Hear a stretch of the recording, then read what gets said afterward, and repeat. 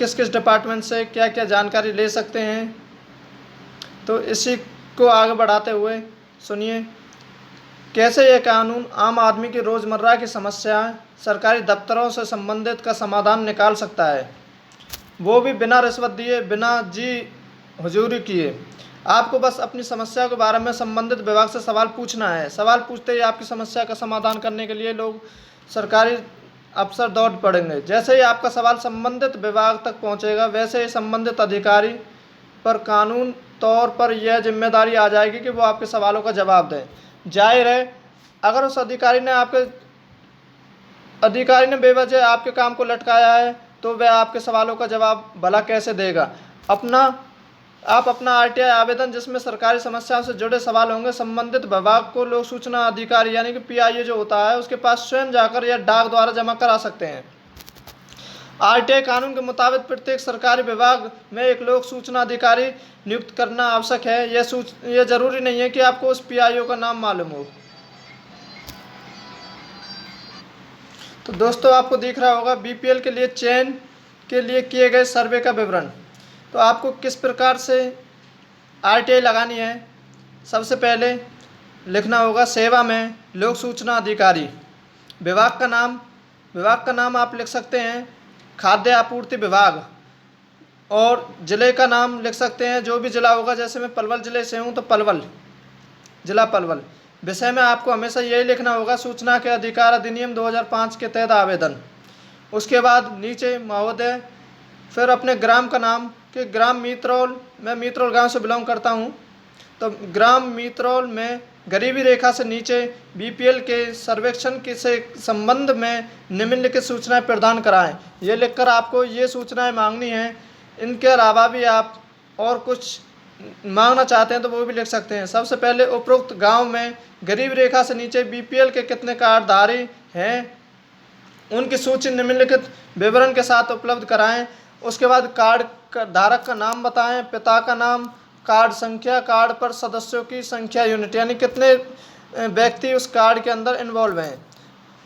Second point में डालें उपरोक्त कार्डधारियों का गरीब रेखा से नीचे बीपीएल कार्ड का किस आधार पर बनाया गया है, कि उनका बीपीएल राशन कार्ड किस आधार पर बनाया गया है। इस संबंध में कार्डधारी द्वारा प्रस्तुत किए गए दस्तावेज की प्रति उपलब्ध कराएं। जो भी सर्वे वाले ने रिकॉर्ड इसमें डाला है वो भी आपको फोटोकॉपी भेज दी जाएगी। थर्ड पॉइंट पर उपरोक्त गांव में गरीब रेखा से नीचे बीपीएल के परिवारों का सर्वेक्षण पिछली बार कब हुआ था, उस सर्वेक्षण रिपोर्ट की प्रति उपलब्ध कराएं। साथ ही सर्वेक्षण करने वाले अधिकारी कर्मचारी के नाम व पद बताएं। इसके बाद फोर्थ पॉइंट में लिखना है गरीबी रेखा से नीचे बीपीएल के परिवार के सर्वेक्षण के समय परिवारों के चयन के लिए क्या मापदंड मानक बनाए गए थे, कि क्या मापदंड बनाया गया था कि कौन लोग इसमें चयन होंगे, उसका भी हमें ब्यौरा दिया जाए। इस संबंध में समस्त शासन देशों नियम व निर्देशों की प्रतियां उपलब्ध कराएं। फिफ्थ पॉइंट में लिखें उपरोक्त सर्वेक्षण के उपरांत क्या कोई पुनः निरीक्षण रिव्यू किया गया, यदि हाँ तो समस्त दस्तावेजों की प्रति उपलब्ध कराएं। पुनः निरीक्षण रिव्यू के संबंध में समस्त शासन नियमों की प्रति उपलब्ध कराएं। सर्वेक्षण के दौरान किसी अनियमितता का मामला सामने आया है, यदि हाँ तो शिकायत पर क्या कार्रवाई की गई है। अगर किसी ने शिकायत करी है कि जी ये बीपीएल के लायक नहीं है या फिर मेरा बीपीएल कार्ड बनना चाहिए, तो उस पर क्या कार्रवाई की गई थी उन लोगों ने, उसका भी शिकायत पर क्या कार्रवाई हुई है उसका भी विवरण दें। इसके बाद सबसे लास्ट में आपको लिखना है मैं आवेदन फीस के रूप में 10 रुपये अलग से जमा करा रहा हूँ, या 10 रुपये का पोस्टल ऑर्डर। 10 रुपये का पोस्टल ऑर्डर आप पोस्ट ऑफिस से लेकर आ सकते हो।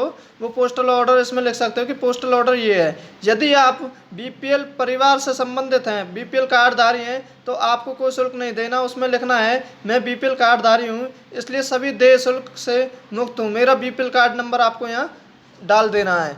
इसके बाद आपको नीचे ये जो लाइन है आपको दिख रही है, यदि मांगी गई सूचना आपके विभाग कार्यालय से संबंधित नहीं हो तो सूचना के अधिकार अधिनियम 2005 की धारा 6 के सब क्लोज 3 का संज्ञान लेते हुए मेरा आवेदन संबंधित लोक सूचना अधिकारी को 5 दिनों के समावधि के अंतर्गत हस्तांतरण एंड ट्रांसफर करें। साथ ही अधिनियम के प्रावधानों के तहत सूचना उपलब्ध कराते समय प्रथम अपील अधिकारी का नाम व पता अवश्य बताएं। तो ये सारी चीज़ें लिखकर आप अपना नीचे एड्रेस, पता, फ़ोन नंबर और अगर आप राशन कार्ड बीपीएल है तो उसकी भी फ़ोटोकॉपी साथ लगा दें।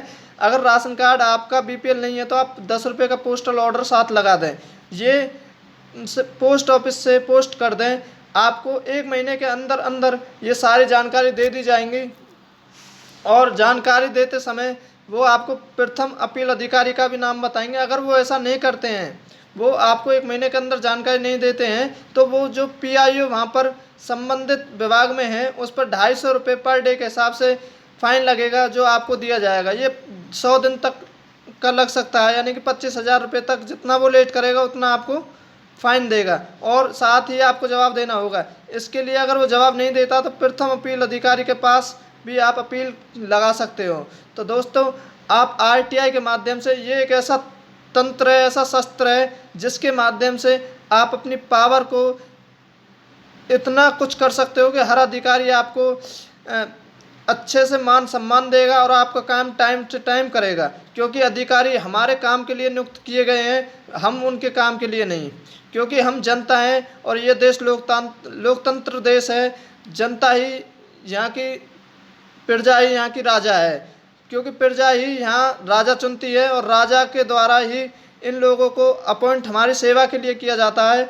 इसीलिए आप सभी से निवेदन है कि आपका कोई भी काम रुका हुआ है तो आप वहाँ पर अपनी जाकर चप्पल मत घिसिए। आपको वहाँ पर केवल और केवल एक आरटीआई के माध्यम से अपने सवालों का जवाब लेना है कि ये काम कैसे होगा, कब होगा, कितने दिन में होगा, कितने दिन का टाइम था और अभी तक इसमें देरी क्यों हुई है। ये चीज़ें लिखिए, वो अधिकारी आपको जवाब ज़रूर देंगे और जल्दी से जल्दी आपका काम करेंगे और आपको संतुष्टजनक जवाब देंगे। अगर वो ऐसा नहीं करते हैं तो आप प्रथम अपील अधिकारी के पास जा सकते हैं। इसकी वीडियो में आपको नेक्स्ट टाइम बनाऊंगा और उसमें अगर आपको कोई इस वीडियो में डाउट है या कुछ पूछना है तो आप कमेंट बॉक्स में हमें लिख सकते हैं, जिसका रिप्लाई मैं आपको दूंगा। धन्यवाद दोस्तों।